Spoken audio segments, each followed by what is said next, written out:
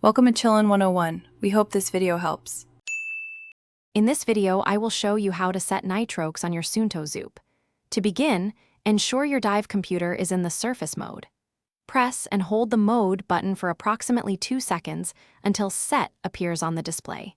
Then, press Mode again to cycle through the settings until you see Nitrox displayed.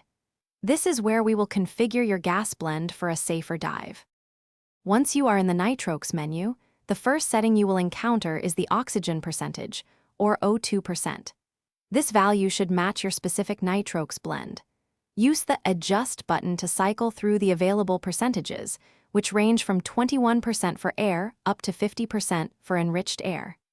Select the precise percentage for your dive gas, ensuring accuracy for proper decompression calculations. After setting your O2 percentage, press the Mode button to move to the partial pressure of oxygen, or PO2, setting. This limit is crucial for preventing oxygen toxicity. You can adjust this value between 1.2 and 1.6 bar. The default is typically 1.4 bar, which is suitable for many dives.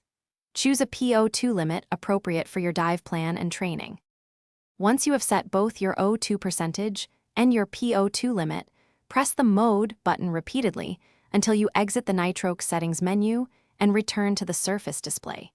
It is absolutely vital to confirm these settings match your planned dive gas before entering the water. A quick double check ensures your Suunto Zoop provides accurate information for a safe and enjoyable Nitrox dive.